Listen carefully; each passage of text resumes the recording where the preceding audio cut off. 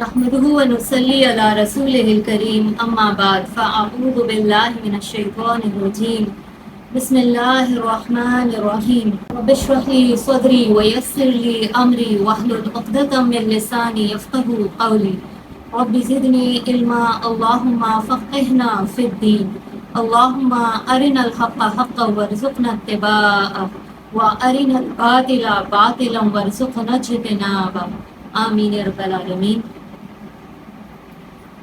آج ہم تھوڑا سا فلسطین کے حوالے سے، بیت المقدس کے حوالے سے، اور پھر ایک مسلمان ہونے کی حیثیت سے ہم ان کے لیے کیا کر سکتے ہیں، ہمارا ایمان ہم سے کیا تقاضا کرتا ہے، اللہ سبحانہ و تعالیٰ ایک مسلمان ہونے کی حیثیت سے ہم سے کیا امیدیں رکھتے ہیں، اور ہم اپنی اپنی جگہ پر رہ کر کیا کچھ ان کے لیے کر سکتے ہیں، تھوڑا سا اس بات پر ہم بات کریں گے کہ کہاں کہاں ہمیں کام کرنے کی ابھی اور بھی بہت زیادہ ضرورت ہے۔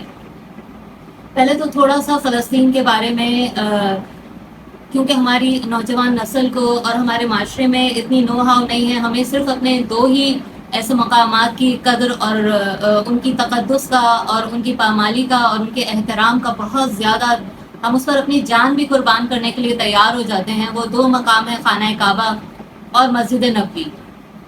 حالانکہ ہمارا یہ جو تیسرا مقام ہے، بیت المقدس، مسجد اقصیٰ، یہ بھی اتنا ہی اہم ہے جتنا کہ مسجد نبوی۔ آپ صلی اللہ علیہ وسلم نے ایک حدیث مبارک میں جو ارشاد فرمایا تھا کہ جس میں آپ نے ایک وقت کی نماز کا ثواب جو آپ نے بتایا تھا، تو آپ نے ارشاد فرمایا تھا کہ اپنے گھر پہ پڑھنے والی نماز کا ثواب ایک کے برابر ملتا ہے، پھر محلے کی نماز کا اس سے زیادہ، پھر اگر جمع مسجد میں پڑھتے ہیں تو وہ اس سے زیادہ، پھر آگے آپ نے ارشاد فرمایا کہ جو مسجد نبوی میں نماز پڑھے گا اس کو 50,000 نماز کا ثواب ملے گا، ایک نماز ادا کرنے کا۔ اور بالکل یہی ثواب آپ صلی اللہ علیہ وسلم نے مسجد اقصیٰ کے بارے میں بھی ارشاد فرمایا کہ جو مسجد اقصیٰ میں بھی ایک وقت کی نماز ادا کرے گا تو اس کو بھی 50,000 نمازوں کا ثواب ملے گا۔ یعنی جتنا آپ کو مسجد نبوی میں نماز کا ثواب ملتا ہے، اتنا ہی آپ کو بیت المقدس میں بھی مل رہا ہے۔ اور پھر اگر آپ خانہ کعبہ یعنی بیت الحرام میں اگر آپ نماز ادا کرتے ہیں تو وہاں پر آپ کو ایک نماز کا ثواب جو ہے وہ 1,00,000 نماز ادا کرنے کے برابر ملتا ہے۔ پھر آپ صلی اللہ علیہ وسلم سے پوچھا گیا تھا کہ یا رسول اللہ، زمین پر پہلی مسجد کون سی تھی؟ تو آپ نے ارشاد فرمایا خانہ کعبہ۔ پھر دوسرا پوچھا گیا تو آپ نے ارشاد فرمایا کہ اس زمین کے اوپر دوسری بننے والی مسجد مسجد اقصیٰ تھی، جو آدم علیہ السلام اور بی بی حوا نے بنائی تھی، اور دونوں کی تعمیر میں تقریباً کوئی 40 سال کا فرق تھا۔ اور شاید ہو سکتا ہے کہ اس زمانے کی مسافت جو ہے وہ 40 سال کی ہو شاید، کیونکہ اس زمانے میں نہ گاڑیاں تھیں، نہ کوئی ایسا جانور، آدم علیہ السلام کے زمانے میں یہ بنائے گئے تھے۔ پھر اس کے بعد دوسری تعمیر خانہ کعبہ کی اسماعیل علیہ السلام اور ابراہیم علیہ السلام نے کی۔ تو یہ جو مسجد اقصیٰ ہے، اس کی دوسری تعمیر جو تھی وہ بھی داؤد علیہ السلام نے بنیادیں اٹھائیں۔ یہ طبرانی کی حدیث ہے۔ آج کل سوشل میڈیا پہ یہ بھی آ رہا ہے کہ وہ کسی اور نے تعمیر کی تھی اور پتہ نہیں کیا کیا اس کے بارے میں مس انفارمیشن دی جا رہی ہے۔ تو آپ سب سے درخواست ہے کہ ہر چیز سوشل میڈیا پر اویلیبل ہے، آپ گوگل کریں، آپ سرچ کریں تو دنیا کی پہلی مسجد کون سی تھی، دوسری مسجد کون سی تھی، اور نیچے پلیز سب لوگ اس کا جو اوتھینٹک سورس ہے وہ ضرور دیکھیں کہ یہ حدیث جو بات بتائی جا رہی ہے، بتانے والا اس کا سورس کیا بتا رہا ہے۔ داؤد علیہ السلام نے بنیادیں کھڑی کی مسجد اقصیٰ کی، لیکن اس کی جو تعمیر جب مکمل ہوئی تو وہ کس نے کی؟ سلیمان علیہ السلام۔ یہ وہ نبی تھے اللہ تعالیٰ کے کہ جن کو اللہ سبحانہ و تعالیٰ نے ایسی بادشاہت عطا فرمائی تھی اور ایسا مال اور ایسی حکومت عطا فرمائی تھی جو آپ کے بعد کسی انسان کو نصیب نہیں ہوئی۔ اس سے آپ ان کے جو مرتبہ ہے یا ان کی جو فضیلت اللہ سبحانہ و تعالیٰ کی نظر میں ہے اس کا اندازہ لگائیے کہ کون سے نبی کو چنا گیا کہ جس کے بعد ایسی بادشاہت، ایسی ملکیت کسی کو بھی نہیں دی گئی۔ ان کے ہاتھوں اس مسجد کی تعمیر کروائی گئی، جو نہ صرف انسانوں پر حکومت کرتے تھے بلکہ جنات پر، پرندوں پر، جانوروں پر، یہاں تک کہ ہوائیں بھی ان کے کنٹرول میں ہوتی تھیں، ان کے حکم سے چلا کرتی تھی۔ تو ایسی ہستی سے یہ جگہ بنوائی گئی، اور جب وہ تعمیر کر رہے تھے تو اس تعمیر کے دوران جیسے خانہ کعبہ کی تعمیر کے وقت ابراہیم علیہ السلام اور اسماعیل علیہ السلام نے اللہ تعالیٰ سے دعائیں مانگی اور اللہ نے ان دعاؤں کو کی قدردانی کی اور قبول فرمایا۔ اسی طرح سے سلیمان علیہ السلام نے بھی کچھ دعائیں کی تھی جن کو اللہ سبحانہ و تعالیٰ نے قبول کیا. ان میں سے ایک تو یہ تھی کہ انہوں نے اللہ سے دعا مانگی تھی کہ یا اللہ مجھے ایسا فیصلہ کرنے کی توفیق عطا فرما جو تیری مرضی کے مطابق ہو، جس میں تیری رضا ہو، اور یہ دعا ان کی قبول ہوئی. دوسری دعا انہوں نے یہ مانگی تھی کہ یا اللہ جیسی بادشاہت اور حکومت تو مجھے عطا کر میرے بعد کسی اور کو نہ ملے. ان کی یہ دعا بھی قبول ہوئی. پھر جب تعمیر مکمل ہو چکی اس کے بعد انہوں نے ایک تیسری دعا کی، اور وہ تیسری دعا یہ تھی جو بھی اس مسجد میں نماز ادا کرے اس کو گناہوں سے اس طرح پاک کر دے کہ اس کے نامہ اعمال سے تمام چھوٹے بڑے گناہوں کو بخش دے، دھو دے، اور اس کے لیے جنت کو واجب کر دے. اس بات سے آپ اندازہ لگائیں کہ ہم مسلمانوں کے لیے وہ مسجد کیا مقام رکھتی ہے. ہمیں کیونکہ یہ باتیں کسی بھی سورس سے نہ بتائی گئی، نہ پڑھائی گئی، نہ سکھائی گئی، اس کی اہمیت کا ہمیں اندازہ ہی نہیں ہے. ہم صرف یہ سمجھتے ہیں کہ ہمارے لیے جو مقدس ترین مقامات ہیں وہ صرف دو ہی ہیں، خانہ کعبہ اور مسجد نبوی، جبکہ یہ تیسرا مقام بھی اتنا ہی مقدس ہے. دیکھیں نماز کا ثواب بھی جتنا مسجد نبوی میں ہے اتنا ہی بیت المقدس مسجد اقصی میں آپ کو اس کا ملتا ہے. تو میری دوسری ویڈیو میں نے اس کی پوری ڈیٹیل آپ کے ساتھ شیئر کی ہے، تو اس کا میں انشاءاللہ تعالیٰ ڈسکرپشن میں لنک دے دوں گی، تو وہ ضرور دیکھیے گا جو لوگ دیکھ رہے ہیں. جو یہاں ہے میرے خیال سے اس میں میجورٹی لوگوں نے وہ والی درس اٹینڈ کیا تھا، تو آپ نے سنا تھا. تو آج ہم جس چیز کی طرف زیادہ فوکس کر رہے ہیں، یہ تو تھوڑا سا میں نے آپ کو اس جگہ کی اہمیت کے بارے میں بتایا کہ آپ صلی اللہ علیہ وسلم کی نظر میں اس کی کیا اہمیت تھی اور آپ نے کیا اس کی فضیلت بیان کی. پھر اس بات سے بھی ہم اندازہ لگاتے ہیں کہ آپ صلی اللہ علیہ وسلم کو خانہ کعبہ سے جب معراج کا سفر کروایا گیا تھا تو آپ کو سب سے پہلے یہاں فلسطین کی سرزمین میں لے جایا گیا اور وہاں اپنے تمام انبیاء کی امامت کرائی. سوچیں 1,25,000 انبیاء اس وقت وہاں پر موجود تھے، اور ایک نبی کی برکت کا آپ اندازہ لگائیں کہ ایک نبی کی کیا برکتیں ہوتی ہیں، کیا رحمتیں ہوتی ہیں. وہ لمحہ زمین کے اوپر کتنا قیمتی ہوگا، یا کتنی اللہ کی برکتیں اس وقت اس زمین پر بھر گئی ہوں گی جب تمام انبیاء ایک ہی وقت میں اس زمین کے اوپر موجود تھے. اور وہ جگہ کون سی تھی؟ مسجد اقصی، جہاں پر 1,25,000 انبیاء بیک وقت موجود تھے. اور آج وہی جگہ لہو لہان ہے اور ہم اپنی زندگیوں میں مصروف ہیں اور ہمیں کوئی پرواہ نہیں ہے، نہ ہمیں کوئی غرض ہے، اور ہم اپنی خوشیاں منانے میں لگے ہوئے ہیں، ہم اپنی شاپنگز میں، ہم اپنی ہر چیز روٹین میں. ویسے ہی کیا ایک مسلمان ہونے کی حیثیت سے مجھ سے سوال نہیں ہوگا، آپ لوگوں سے سوال نہیں ہوگا کہ آپ کلمہ گو ہیں، آپ مسلمان ہیں؟ آج اگر اسی طرح سے کوئی مکہ کے اوپر بمباری کرتا تو کیا ہم ایسے ہی بیٹھے رہتے؟ کبھی بھی نہیں، ہم سب سڑکوں پر ہوتے. لیکن وجہ کیا ہے کہ ہم کیوں نہیں ہیں سڑکوں پر؟ وجہ کیا ہے کہ آج جب میں نے بھیجا کہ مجھے ایک فلسطین کا جھنڈا لا دو، پوری مارکیٹ سے ایک فلسطین کا جھنڈا اویلیبل نہیں ہے. وجہ کیا ہے؟ کہ ہمیں شعور ہی نہیں ہے، ہمیں پتہ ہی نہیں ہے. تو یہ چیزیں اویلیبل ہی نہیں ہیں. آپ سپر مارکیٹس میں چلے جائیں، وہاں پہ بھی ایک دھڑلے سے اسرائیل کی ساری چیزیں بک رہی ہیں، کہ بہت سارے نہ صرف اسلامی ممالک بلکہ غیر اسلامی ممالک نے بھی صرف انسانیت کی بنیاد پر ان کی چیزوں کی بائیکاٹ کیا ہے. اور چائنا نے تو کل میں دیکھ رہی تھی کہ اپنے میپ سے اسرائیل کا نام ہی ہٹا دیا، ان کے میپس میں اب کوئی اسرائیل موجود نہیں ہے. وہ ممالک جنہوں نے اسرائیل کو تسلیم کیا تھا اس کے بننے پر، وہ ممالک بھی اب اس کو وہاں سے ڈیلیٹ کر رہے ہیں کہ ہمارے نقشوں میں تمہاری کوئی گنجائش نہیں. لیکن ہم جو اسلام کے نام پہ ہمارا ملک بنا تھا، اس حساب سے سب سے زیادہ ذمہ داری ہمارے کندھوں پر ہے. ہمیں ہمیشہ زندہ ہو کے اس زمین کے اوپر نہیں رہنا. موت کا وقت مقرر ہے اور قبر میں ہم سب نے اترنا ہے، ادھر جا کے اللہ کو حساب دینا ہے. جب ہم سے پوچھا جائے گا کہ بیت المقدس لہو لہان ہو رہی تھی، فلسطین کی وہ زمین جو انبیاء کا مسکن تھا، ابراہیم علیہ السلام کو حکم دیا گیا کہ آپ فلسطین جائیں. لوط علیہ السلام کی بستی پر جب عذاب آیا، آپ کو حکم دیا گیا آپ فلسطین جائیں.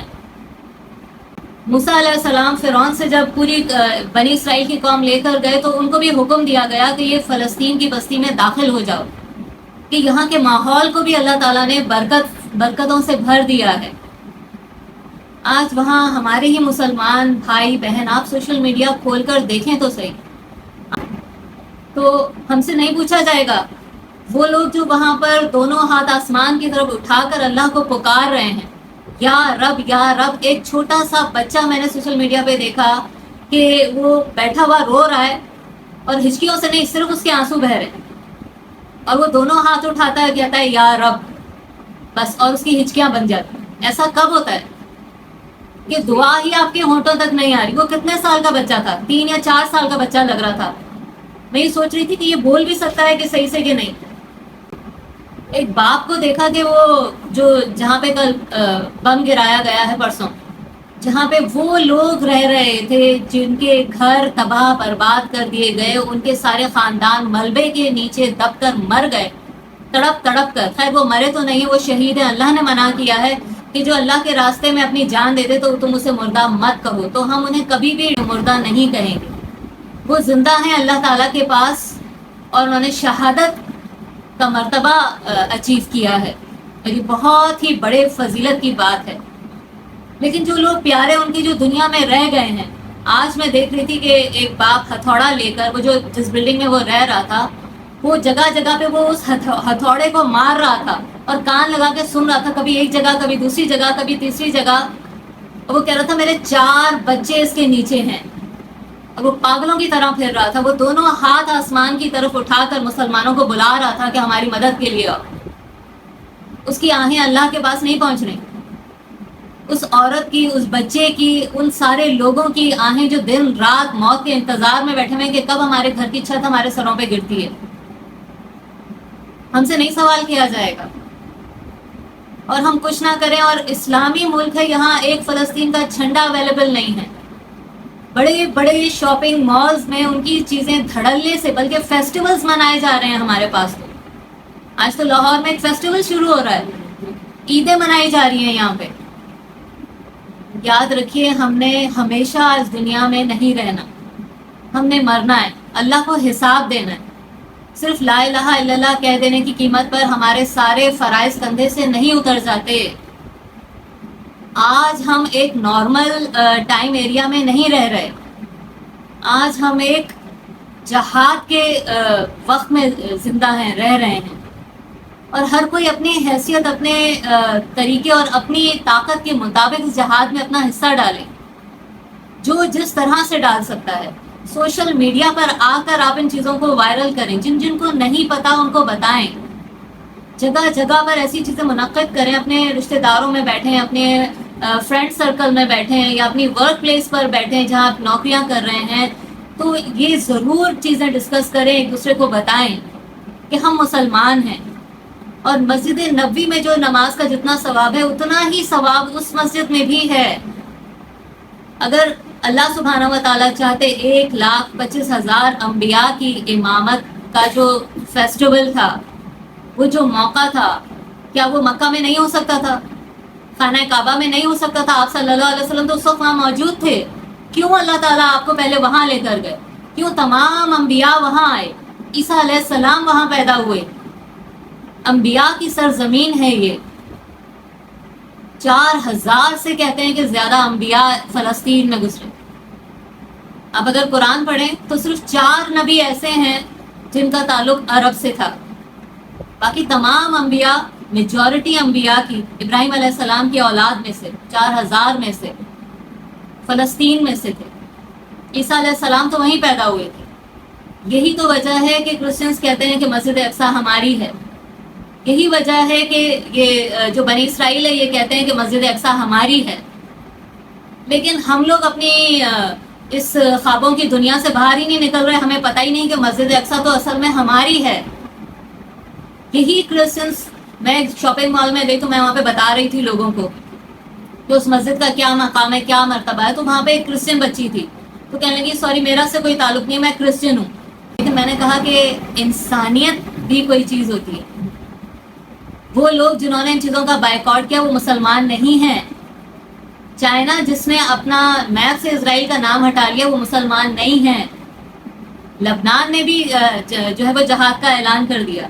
طیب اردگان کل کہہ رہے تھے کہ دنیا اس چیز کے لیے تیار ہو جائے کہ ورلڈ وار 3 سٹارٹ ہو چکی ہے۔ اب دنیا 2 حصوں میں بٹ گئی۔ ہم کہاں کھڑے ہیں؟ ہماری حکومت کہاں کھڑی ہے؟ ہماری فوج کہاں کھڑی ہے؟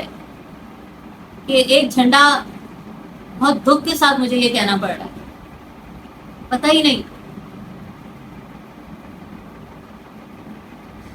تو ہم اپنا جتنا حصہ جس طریقے سے ڈال سکتے ہیں اتنا ڈالیں گے. جھنڈے بنوائیں، اپنے گھروں کے باہر لگائیں.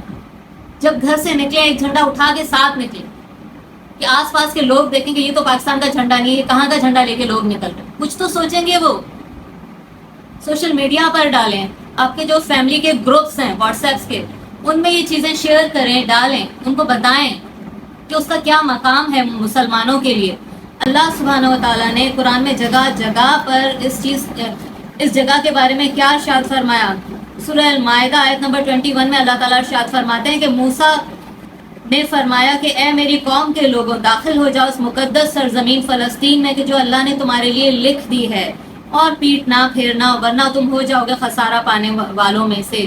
یہاں موسیٰ علیہ السلام کو قوم کو بھی کیا گائیڈنس دی جا رہی ہے؟ فلسطین کی طرف جاؤ جہاں پر برکت رکھ دی گئی ہے. پھر ایک اور جگہ سورہ انبیاء 81 میں اللہ تعالیٰ ارشاد فرما رہے ہیں کہ ہم نے مسخر کر دی تھی سلیمان علیہ السلام کے لیے تیز ہوا جو کہ چلتی تھی ان کے حکم سے اس سرزمین کی طرف کہ جس میں ہم نے برکت رکھ دی تھی اور ہم ہر چیز کو جاننے والے تھے. اب یہاں بھی سلیمان علیہ السلام نے جب یہ مسجد اقصیٰ کی تعمیر کی تھی تو کیونکہ انہوں نے تعمیر کی تھی اسی وجہ سے اس کا نام انہی کے نام پر ہیکل سلیمانی کہلوایا گیا. پھر اس کے بعد ایک اور جگہ قرآن میں سورہ اعراف آیت نمبر 137 میں اللہ تعالیٰ ارشاد فرماتے ہیں اور ہم نے وارث بنا دیا ان بنی اسرائیل کو جو کمزور سمجھے جاتے تھے اس سرزمین یعنی فلسطین کے مشرق اور مغرب کا جس میں ہم نے برکت رکھ دی تھی. یعنی یہ اس وقت کے مسلمان تھے نا جب موسیٰ علیہ السلام ان کو لے کر نکلے تھے. پھر ایک اور جگہ قرآن میں سورہ انبیاء آیت نمبر 71 میں اللہ تعالیٰ ارشاد فرماتے ہیں اور ہم نے بچا لیا ان ابراہیم علیہ السلام کو اور لوط علیہ السلام کو بھی ایک ایسی سرزمین فلسطین کی طرف کہ جس میں ہم نے برکت رکھ دی تھی تمام جہان والوں کے لیے. یعنی پیچھے جو گزرا تھا نا کہ بنی اسرائیل کے لیے، اب یہاں اللہ تعالیٰ کیا ارشاد فرما رہے ہیں؟ پورے جہان والوں کے لیے وہاں پر برکتیں اللہ سبحانہ و تعالیٰ نے نازل رکھی ہیں. دیکھیں جس طرح اللہ تعالیٰ نے خانہ کعبہ کو بچایا نا ابابیل کو بھیج کر، تب کوئی نبی نہیں تھا نا، تب نبی صلی اللہ علیہ وسلم آخری نبی کی حیثیت سے آئے نہیں تھے، تعلیمات ساری ختم ہو چکی تھی، اللہ نے حفاظت کی. لیکن اب تعلیمات ساری محفوظ ہیں، قرآن ہے ہمارے گھروں میں. ہم یہ آیات پڑھتے ہوں گے، کتنی بار ان آیات کو ہم نے عربی میں پڑھا ہوگا لیکن کبھی اس طرح دھیان نہیں دیا ہوگا. یہ کون سی جگہ ہے جہاں پہ اللہ تعالیٰ بار بار کہہ رہے ہیں؟ کون سی جگہ ہے؟ فلسطین. ہمارا قرآن کہہ رہا ہے وہ جگہ ہماری ہے، اس کو اون کریں. ہم سب کے گھروں میں قرآن رکھا ہوا ہے. میں نے ریفرنس کے ساتھ یہ آیات پڑھی ہیں اور بھی کئی مقامات پہ ذکر ہے. صلی اللہ علیہ وسلم کو جو اسرا کا سفر کرایا گیا، معراج دو چیزوں پر تھی نا. ایک اسرا کا سفر تھا جو رات کے وقت ہوا مکہ سے فلسطین کی طرف، اور دوسرا تھا فلسطین سے مسجد اقصیٰ سے 7ویں آسمان تک، سدرۃ المنتہا تک. آپ صلی اللہ علیہ وسلم نے آسمان کی طرف جاتے ہوئے جو سفر شروع کیا، وہ سفر کہاں سے شروع ہوا تھا؟ تصویریں نکال کر دیکھیں، آپ کو ایک گولڈن سا گنبد نظر آئے گا، مسجد اقصیٰ کے نام پر اس کو پھیلایا جا رہا ہے. اس کو کہتے ہیں ڈوم آف راک. وہ جو راک ہے، جو پتھر ہے، وہ کون سا پتھر تھا؟ یہ وہ پتھر تھا جہاں پر آپ صلی اللہ علیہ وسلم براق پر سوار ہو کر آپ نے 7 آسمان اللہ کے عرش تک کا سفر طے کیا تھا. مکہ سے آپ یہاں تک فلسطین تک تشریف لے کر آئے تھے. جس پتھر پر آپ نے براق کو کھڑا کیا وہ پتھر آج تک وہاں موجود ہے. اس کے اوپر وہ گولڈن مینار بنایا گیا.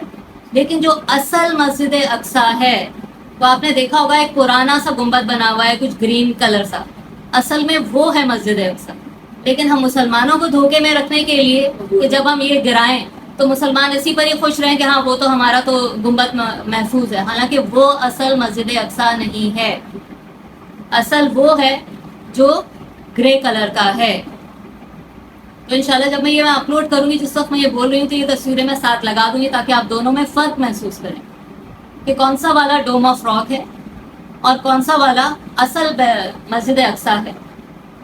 تو یہ کرسچنس کی جب کنٹرول میں تھی مسجد اقصیٰ، آپ صلی اللہ علیہ وسلم جب نبی تھے تو اس وقت آپ کے انتقال کے کوئی 2 سال کے بعد حضرت عمر رضی اللہ تعالیٰ عنہ کا دور خلافت جب آیا تو حضرت عمر نے پھر مسجد اقصیٰ کو ان کرسچنز سے آزاد کروایا تھا، مسلمانوں کی کسٹڈی میں لیا تھا۔ آج جو یہ کرسچن کہہ رہے ہیں نا کہ ہمارا اس سے کوئی تعلق نہیں، تو یہ سارے میرے کرسچنز بھائی بہنوں کے لیے یہ پارٹ ہے میرا کہ آپ کرسچنز کے بڑوں نے جب ہم مسلمانوں کو یہ مسجد ہینڈ اوور کی تھی، آپ نے ایگریمنٹ میں لکھوایا تھا ہمارے اس وقت کے بادشاہ حضرت عمر رضی اللہ تعالیٰ عنہ کو، کہ جب فوج نے محاصرہ کر لیا نا وہاں کا، تو کافی عرصے تک لیکن وہ ہینڈ اوور نہیں کر رہے تھے مسلمانوں کو۔ وہ یہ کہہ رہے تھے ہماری کتابوں میں تمہارے جس بادشاہ کی جو نشانیاں لکھی ہوئی ہیں وہ ہم تمہارے اندر تو کسی کے اندر نہیں پاتے۔ تو انہوں نے کہا ہمارے بادشاہ ہمارے ساتھ نہیں ہیں، تو حضرت عمر کو بلوایا گیا، حضرت عمر کو ان سے ملوایا گیا، تو تب انہوں نے کہا کہ ہاں آپ کی شان کے بارے میں جو کچھ ہماری کتابوں میں لکھا ہوا ہے، دیکھیں قرآن میں بھی لکھا ہوا ہے نا صحابہ کرام کی تعریف کے بارے میں، ان کی کتابوں میں بھی، بائبل میں بھی موجود تھا۔ انہوں نے وہ ساری نشانیاں جج کی اور پھر ہینڈ اوور کیا مسجد اقصیٰ کو مسلمانوں کے خلیفہ کے، اور ساتھ میں ایک ایگریمنٹ بنوایا۔ اب یہ پوائنٹ غور سے میرے کرسچن بھائی بہن سنیں، یہ ایگریمنٹ مسلمانوں سے بنوایا تھا اور اس ایگریمنٹ میں یہ لکھوایا گیا تھا کہ کسی اسرائیلی کو آپ فلسطین کے اندر داخل ہونے کی اجازت نہیں دیں گے۔ یہ ڈیمانڈ تھی اس وقت کے کرسچنز کی جب وہ ہینڈ اوور کر رہے تھے مسجد اقصیٰ کو مسلمانوں کے ہاتھوں میں۔ تب ہمارے بادشاہ حضرت عمر رضی اللہ تعالیٰ عنہ خلیفہ جو تھے ہمارے، انہوں نے کہا ہمارا مذہب اس بات کی اجازت نہیں دیتا، اسلام اس بات کی اجازت نہیں دیتا کہ ہم کسی کو عبادت گاہوں میں آنے سے روکیں۔ تو انہوں نے کہا کہ ٹھیک ہے پھر یہ آپ شک اس کے اندر ڈالیں کہ وہ اگر آئیں عبادت کر کے واپس چلے جائیں، لیکن یہاں پر ان کو آباد ہونے کا، پراپرٹی خریدنے کا، بسنے کا کوئی حق نہیں ہوگا۔ اور یہ ایگریمنٹ میں لکھا گیا تھا کہ ان کو کوئی حق نہیں ہے کہ وہ یہاں پر اپنی پراپرٹیز بنائیں اور یہاں پر رہیں، اور یہ ایگریمنٹ کرسچنس نے کی ڈیمانڈ پہ لکھا گیا تھا۔ آج وہ کہتے ہیں کہ ہمارا اس سے کوئی تعلق نہیں۔ حضرت عیسیٰ علیہ السلام اسی جگہ پیدا ہوئے تھے، حضرت مریم علیہ السلام جو ان کی والدہ تھی وہیں پر ان کی پرورش ہوئی تھی، حضرت زکریا علیہ السلام نے ان کو پالا تھا۔ تو اب ہمارے کرنے کا جو کام ہے، یہ تو فضیلت اور اہمیت تھی تھوڑا سا آپ لوگوں کو جگانے کی کہ آپ کا رشتہ کیا ہے اس جگہ کے ساتھ، ہم کیا کر سکتے ہیں۔ تو تھوڑے سے پوائنٹس ہیں، کل میں ڈاکٹر ذاکر نائک نے کچھ 13 پوائنٹس بتائے تھے انہوں نے کہ ایک مسلمان ہونے کی حیثیت سے ہم کیا کیا کر سکتے ہیں، تو آپ لوگ بھی اس کو ضرور جا کر دیکھیے گا۔ میں نے وہی پوائنٹ یہاں پہ لکھے تھے کہ کیونکہ وہ انگلش میں تھا تو ہم اس کو تھوڑا اردو میں بھی اپنی عوام کے لیے تھوڑا سا اس کو پھیلا دیں۔ تو دیکھیں سب سے اہم بات یہ ہے کہ جب وہاں پہ جو جہاد ہو رہا ہے، اللہ کے اس مقدس مقام پر جب دشمنوں نے حملہ کیا تو یہ جہاد ہم سب مسلمانوں پر واجب ہو گیا۔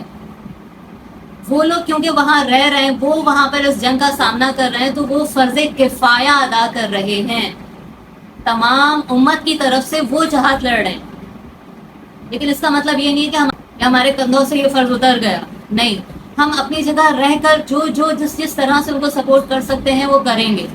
وہ فرض کفایہ ادا کر رہے ہیں، پوری امت کی طرف سے وہ جہاد لڑ رہے ہیں۔ تو سب سے پہلی چیز جو ہم میں سے ہر کوئی کر سکتا ہے وہ ہے دعا۔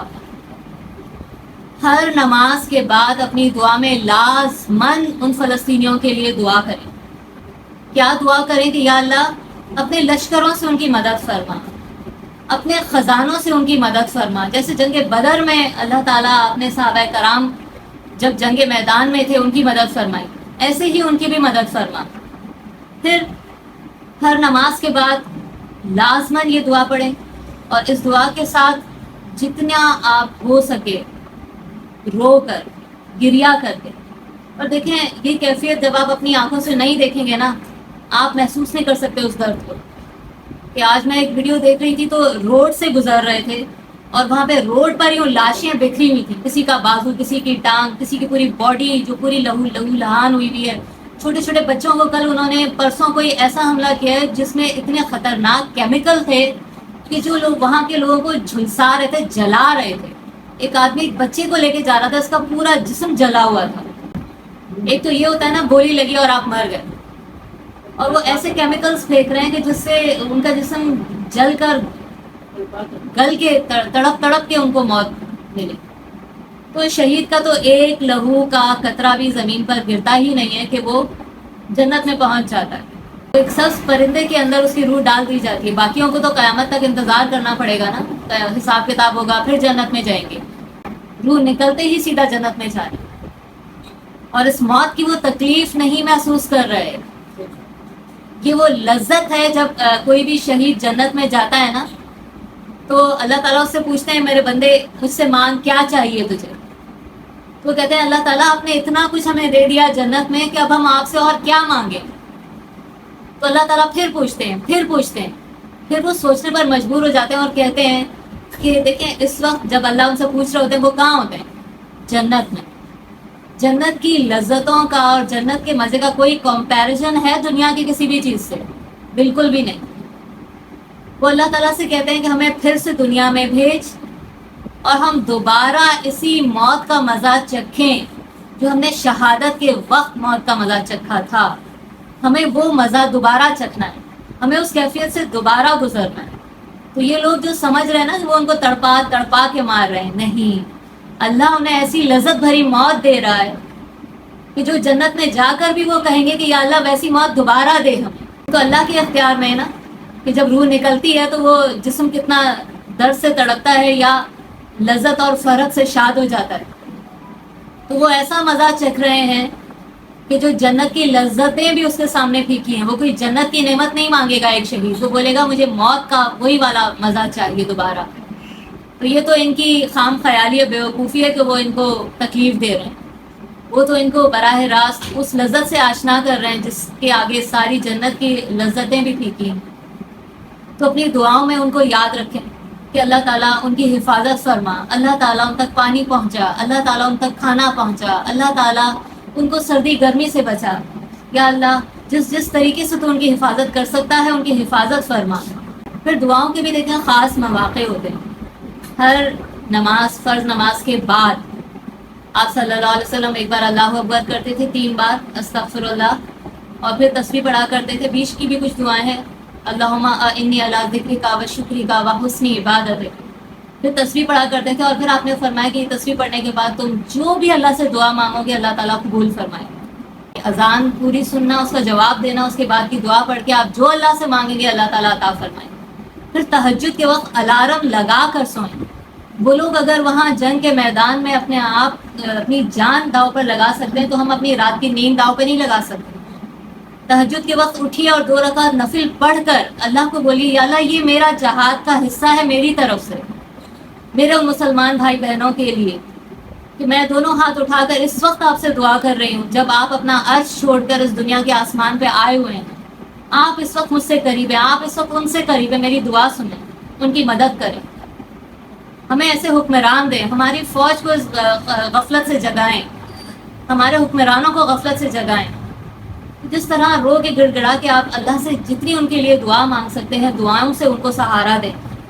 وہاں پر ہونے والے ظلم کے خلاف جو ہے آپ لوگوں کو اویئرنیس دیں, ان کو بتائیں کہ وہاں پہ کیا ہو رہا ہے, کیونکہ ہمیں پتہ ہی نہیں کہ وہاں پہ کیا ہو رہا ہے. جتنی اویئرنیس آپ پھیلا سکتے ہیں, جس لیول پر پھیلا سکتے ہیں, جتنے لوگوں تک آپ پروپیگیٹ کر سکتے ہیں وہاں پہ پروپیگیٹ کیجیے. تیسری چیز جو ہے کہ اس سے ریلیٹڈ جتنا لٹریچر آپ عام کر سکیں. اس موضوع پر ایک یہ کتاب ہے ڈاکٹر اسرار احمد کی, میں کوئی ان کی پبلسٹی نہیں کری لیکن اس کے اندر لٹریچر بہت زبردست ہے. میں نے اسی سے ہی تیاری کی تھی, جو قرآن کی آیات میں نے ابھی آپ کے سامنے پڑھی تھی, اور یہ ہم نے فری ڈسٹریبیوٹ بھی کی تھی جب یہ دورہ قرآن کا ختم تھا, تو تحفے کے طور پہ یہ تمام لوگوں کو کہ اس کو کھولیں, اس کو نکالیں, آپ لوگوں کے گھروں میں اگر ہے یہ تو اس کو پڑھیں, اور اس پر خود ایک چھوٹا سا کلپ تیار کر لیں, تھوڑا سا پڑھ کے, یا اپنے دوستوں میں بیٹھ کے اس کو تھوڑا سا, جیسے جو مین چیزیں ہیں جیسے ان کو آپ یہ اس طرح سے ہائی لائٹ کر کے اپنے بچوں کو بولیں کہ کم از کم پوری نہیں پڑھ سکتے تو جو چیزیں ہائی لائٹڈ ہیں وہ پڑھیں. آپ سوشل میڈیا کو یوز کریں جتنا. ایک پوائنٹ یہ بھی تھا کہ جس لیول پر بھی آپ انسٹاگرام پر ہیں, آپ فیس بک پر ہیں, آپ ٹک ٹاک پر ہیں, آپ یوٹیوب پر ہیں, آپ جتنی بھی چیزیں ایسی سرچ کریں, نکالیں اور گروپس میں ڈالیں. جس گروپ میں آپ ہیں وہاں پہ اس مسجد سے متعلق، وہاں پہ جو ظلم ہو رہے ہیں ان سے متعلق چھوٹی چھوٹی کلپس آپ کو انسٹاگرام پہ بہت زیادہ مل جائیں گی. ایسے گروپس جوائن کریں جو وہاں پہ بنے ہوئے. فرینڈز آف الاقصیٰ کے نام سے بہت بڑا ایک گروپ ہے جو چل رہا ہے، اور بہت ساری اچھی اچھی ایسی جماعتیں ہیں جو ان کے فیور میں کام کر رہی ہیں. ان کے ساتھ مل کر آپ کھڑے ہوں اور کام کریں، اور ایسے گروپس کو جوائن کریں. نیکسٹ پوائنٹ تھا کہ پرامن احتجاج کریں. بالکل امن و امان کے دائرے میں رہ کر بغیر کسی کو تکلیف پہنچائے اپنا احتجاج ریکارڈ کروائیں، باہر نکلیں، ریلیاں نکالیں. جیسے جو لوگ ان کو سپورٹ کریں اسرائیلیوں کو، ان کے آفیسز کے باہر جا کر پمفلیٹس لے کر، جھنڈے لے کر. اور اگر جھنڈے اویلیبل نہیں ہیں تو سب سے پہلے تو جھنڈے بنوا کر مفت میں آپ بانٹیں لوگ. پھر مالی طور پر وہ لوگ بہت زیادہ ہماری مدد کے امیدوار ہیں، بہت زیادہ. ان کے پاس کچھ نہیں ہے، ان کے پاس پانی نہیں ہے، ان کے پاس کھانے کے لیے کچھ نہیں ہے. بہت سارے لوگ ایسے ہیں جو وہاں پر بھیج رہے ہیں. تو اگر زیادہ نہیں، روز کا آپ 10 روپے نکال کر ایک سائٹ پہ کر لیں، 50 روپے نکال کر ایک سائٹ پہ کر لیں. اگر دیکھیں کتنے سارے لوگوں کا یہ ملک ہے، آدھے بھی لوگ اگر صرف 10 روپے بھی نکال کے اپنا ڈونیشن جمع کر کے ان کو بھیجیں تو بھی ایک بہت بڑی سپورٹ ہو سکتی ہے ان کو. تو کچھ نہ کچھ اپنے اس میں سے ضرور نکالیں اور ان تک پہنچانے کی کوشش کریں. اب یہ تو وہ سارے کام تھے جو ہر کوئی کر سکتا ہے. اب آگے کی لسٹ انہوں نے وہ بتائی تھی کہ یہ وہ کام ہے جو سب نہیں تو کم از کم کوئی کوئی تو کر ہی سکتا ہے. کہ اگر وہ لوگ جن کے رابطے ایسے لوگوں کے ساتھ ہیں جو کوئی پاور رکھنے والے لوگ ہوں، جن کے ہاتھ میں کوئی اتھارٹی ہو، جو کچھ کر سکتے ہوں، ان تک اپنی بات پہنچائیں، ان کو کنونس کریں کہ وہ کچھ کریں اس سلسلے میں. ان کو کمزور کرنے کے لیے، اسرائیل کو کمزور کرنے کے لیے آپ جو کچھ کر سکتے ہیں ان کا اصل چہرہ لوگوں کو دکھائیں، ان کو کمزور کریں، ان کی جو تاریخ ہے وہ لوگوں کو بتائیں. اور یہ ہمارے ایمان کا حصہ ہے. ہم جب سورہ فاتحہ پڑھتے ہیں تو جو آخری پورشن ہے نا، غیر المغضوب علیہم ولا الضالین، ہم پناہ مانگتے ہیں نا کہ یا اللہ ہمیں ان میں سے مت کیجیے گا جن پر تیرا غضب ہوا. یہ جن پر قرآن کہہ رہا ہے کہ جن پر غضب ہوا وہ کون تھا؟ یہ بنی اسرائیل تھے. یہ اپنے وقت کے مسلمان تھے جب انہوں نے اللہ کے دین کا مذاق بنا لیا، اللہ کے دین کو برباد کرنے پر تل گئے. انبیاء کو فخر سے بتاتے تھے کہ ہم نے قتل کیا. آج یہی لوگ بولتے ہیں کہ مسجد اقصیٰ ہماری ہے. وہ کون تھے جنہوں نے عزیر علیہ السلام کو قتل کیا؟ وہ کون تھے جنہوں نے یحییٰ علیہ السلام کو قتل کیا؟ وہ کون تھے جنہوں نے عیسیٰ علیہ السلام کو اپنی دانست میں، انہوں نے تو قتل ہی کر ڈالا تھا لیکن اللہ تعالیٰ نے زندہ سلامت اٹھا لیا، کسی اور کو قتل کر کے بیٹھے. یہی بنی اسرائیل تھے جو نبیوں تک کو قتل کر دیتے تھے. ان پر اللہ کا غضب ہوا ہے. اور ہم ہر نماز میں اللہ تعالیٰ سے سورہ فاتحہ میں یہ پڑھتے ہیں یا اللہ ہمیں ان میں سے مت کیجیے گا جن پر تیرا غضب ہوا. آج انہی کے ساتھ ہماری حکومت کھڑی ہوئی ہے، تو ہو گئے نا ان میں سے. نہ پڑھیں پھر نماز، نہ پڑھیں سورہ فاتحہ، اس میں تو آپ یہی دعا مانگ رہے ہیں اللہ تعالیٰ سے. پھر اس کے بعد نیکسٹ پوائنٹ تھا جتنے بھی اسرائیل کو سپورٹ کرنے والے لوگ ہیں ان کا بائیکاٹ کریں. ایک تو یہ کہ ان کی چیزوں کا بائیکاٹ کریں، جو چیزیں ان کی ہیں. آج سوشل میڈیا پہ بہت کچھ عام ہے کہ میک ڈونلڈز ہے اور KFC ہے، سرف ایکسل ہے، لیز ہیں. اچھا لوگوں کو پتہ ہی نہیں، وہ بڑے پرجوش آ رہے ہیں ٹک ٹاک پہ اور اس پہ کہ مسجد اقصیٰ کے لیے یہ کرو، یا ایک ہی تو ایٹم بم ہے اٹھا کے پھینک دو اسرائیل کے اوپر، پھر جو ہوگا دیکھا جائے گا. تو یہ کل میں دیکھ رہی تھی، جو بچہ یہ کہہ رہا تھا اس کی اپنی دکان پہ پیچھے پورے لیز بھرے ہوئے تھے. اس بیچارے کو یہی نہیں پتا تھا کہ وہ خود ابھی انجانے میں اسرائیل کو سپورٹ کر رہے ہیں. تو یہ چیزیں پروپوگیٹ کریں، عام کریں کہ یہ لیز ان کا ہے. اور جتنے بھی یہ سرف ایکسل ہے، ایریل ہے، میک ڈونلڈ ہے، یہ جتنے بھی ہزاروں چیزیں ہیں، سن سلک ہے، کولگیٹ ہے، بہت ساری ایسی چیزیں ہیں جو روز کی چیزیں ہیں. یہ پیپسی ہے، کوک ہے، مرنڈا ہے. اتنی زندگی تو آپ نے ان چیزوں کا مزہ چکھا اللہ کی خاطر. رمضان میں بھی روزے کی حالت میں یہ چیزیں ہم چھوڑ دیتے ہیں نا. وہاں وہ ہمارے مسلمان بھائیوں کو مار رہا اور ہم خرید کے. اچھا ایک یہ بھی چیز میں نے سوشل میڈیا پہ دیکھی کہ لوگ پیپسی اور کوک کے پورے کریٹ خرید رہے ہیں پیسے دے کے، اور پھر ان کو گٹر میں بہا رہے ہیں کہ یہ ان کے ساتھ اس طرح کرو. ارے وہ پینا یا بہانا ان کو نقصان نہیں دے گا، آپ خریدیں ہی نہیں. آپ اگر جو چیزیں خریدیں گے تو وہ پیسہ ان کو سپورٹ کر رہا ہے، وہ پیسہ ان کے پاس جا رہا ہے. میرے جتنے بھی دکاندار بھائی سن رہے ہیں وہ یہ Pepsi, Coke, Mirinda, Lays, Colgate, Surf Excel, Ariel یہ رکھنا بند کر دیں. آگے سے جہاں سے آپ مال اٹھاتے ہیں ان سے کہیں یہ ہمیں نہیں چاہیے چیزیں. آپ اس مال سے کتنا زندگی میں لطف اندوز ہوں گے. تو یہ ساری چیزیں جو ہیں ان کا جتنا زیادہ پروپیگیٹ کریں گے، جتنا زیادہ لوگوں کو بتائیں گے، اتنا اویئرنیس بڑھے گی. تو یہ سارے کام ہیں کرنے کو. اور دیکھیں کوئی یہ بات نہیں ہے کہ وہ اسلامی ممالک بہت کم ہیں. آج تقریباً 57 اس نقشے کے اوپر اسلامی ممالک موجود ہیں. 57 کوئی چھوٹا نمبر نہیں ہے. اگر یہ سارے کے سارے مل کر آفیشیلی ان کا بائیکاٹ کر دیں تو ان کی کمر تو ویسے ہی ٹوٹ جائے گی. امریکہ نے ان کو کلیٹ بھیجی ہے اور بتایا کہ ہم اتنے ڈالرز ہیں وہ اسرائیل کو سپورٹ کرنے کے لیے دے رہے ہیں. تو دوسری طرف اللہ کے بھی تو لشکر ہے نا. ڈاکٹر ذاکر نائک کو کہیں $2,60,000 کہیں سے کسی ان کی اس پہ ان کو ملے تھے، تو انہوں نے وہ سارے کے سارے اپنے فلسطینی بھائی بہنوں کو ڈونیٹ کر دیے. وہ اپنی چالیں چل رہے ہیں اور اللہ اپنی چال چل رہا ہے. تو اللہ تو ہر چیز پر قادر ہے نا. یہ آزمائش ان کی صرف نہیں ہے، یہ ہر ایک مسلمان کی آزمائش ہے. آج وہ کیا کرتا ہے. ان کو پتا ہے کہ دجال نے اس جگہ سے دجال کی آرمی جمع ہوگی. ان کو اسی لیے بیت المقدس پر قبضہ کرنا ہے. ان کو کوئی اپنا ملک اسرائیل نہیں چاہیے. یہ جگہ کیوں چنی؟ امریکہ اتنا بڑا اسٹیٹ ہے، اس کے پاس اتنی ساری زمین ہے، کیوں نہیں اسرائیل کو دے دیتا اپنی کوئی زمین؟ آؤ یہاں میرے پاس بہت زمین ہے، یہاں آباد ہو جاؤ. کینیڈا اس کے فیور میں ہے، تو کینیڈا کے پاس اپنی وہ لوگوں کو اتنے ویزے میں وہ اتنی نرمیاں دے کے کہہ رہا ہے کہ آؤ ہمارے پاس ورک ویزا پہ آؤ. کینیڈا والے کیوں نہیں زمین دے دیتے اسرائیل کو کہ آؤ یہاں پر آ کر آباد ہو؟ کیوں فلسطین؟ کیونکہ ان کو پتا ہے کہ دجال جب آئے گا اور اس کے آنے کی ساری نشانیاں پوری ہو گئی ہیں، وہ آئے گا، اس کے ساتھ مل کر ہم مسلمانوں کا خاتمہ کریں گے. اس کی جو آرمی ہوگی وہ ہم اسرائیلی ہوں گے. وہ یہ کام کر رہے ہیں. انہوں نے ہماری ہی کتابوں سے اپنی پوری پلاننگ اسٹریٹجی بنا کے رکھی ہوئی ہے، اور ہم ہیں کہ اپنی ہی کتابوں سے بالکل غافل ہے اور دنیا میں غرق. تو یہ سارے وہ کام تھے جو کرنے کے ہیں. ان کی چیزوں کا بائیکاٹ کریں، ان لوگوں کا بائیکاٹ کریں، ان ایجنسیز کا بائیکاٹ کریں، ان کمپنیز کا بائیکاٹ کریں، ان ممالک کا بھی بائیکاٹ کر دیں جو ان کا ساتھ دے رہے ہیں. ان ہمارے ملک کی جو شاپنگ سینٹرز ہیں ان کا بھی بائیکاٹ کریں جو ان کی چیزیں پروموٹ کر رہے ہیں، بیچ رہے ہیں. اور جتنا ہو سکے ان چیزوں کو آپ پھیلائیں، کیونکہ وہاں پہ بہت برا حال ہے. کل کی نیوز کے مطابق ہر 9 منٹ کے بعد ایک فلسطینی بچہ شہید ہو رہا ہے. ہر 9 منٹ کے بعد. اس سے اگر آپ 1 گھنٹے کا اندازہ لگائیں تو کم از کم 1 گھنٹے میں 6.6 کا ریشو بنتا ہے. 1 منٹ میں وہ ہمارے 6 بچے مار رہے ہیں.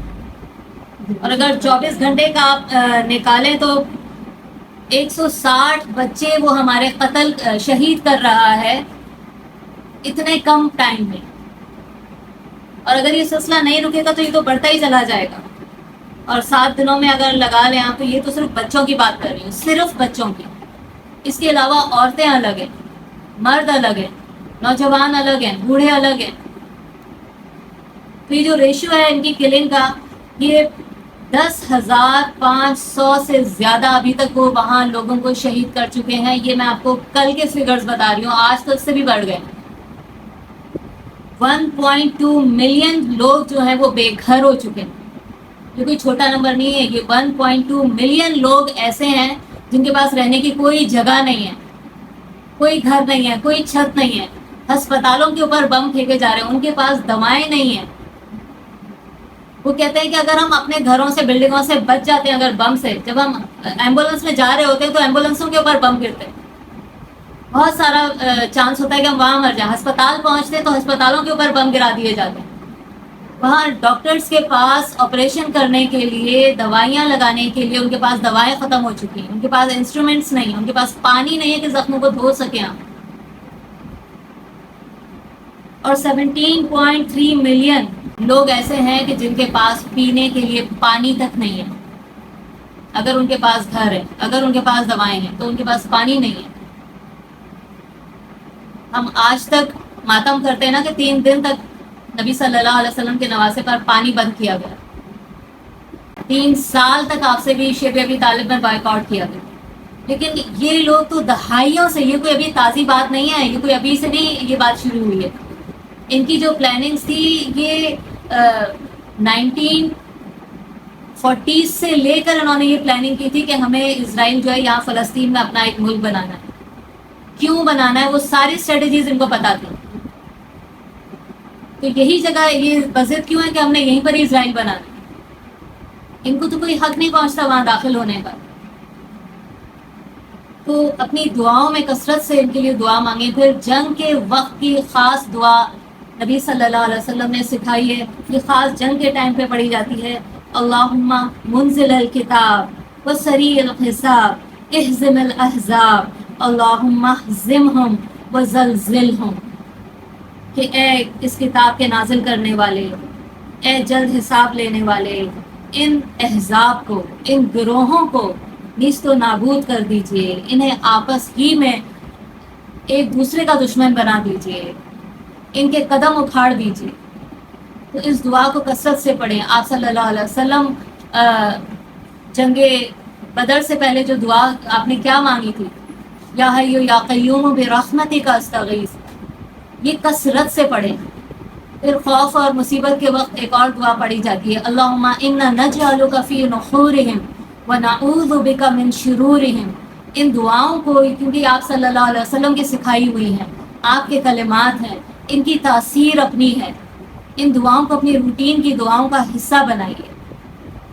اللہ تعالیٰ اس امت کو توفیق عطا فرمائے کہ اپنا یہ فرض شخلوبی کے ساتھ، اپنے دل جان اور اپنے پورے شعور کے ساتھ اس جہاد میں اپنا حصہ ڈالنے کی ہمیں اللہ تعالیٰ توفیق عطا فرمائے، ہمت اور حوصلہ عطا فرمائے، طاقت عطا فرمائے.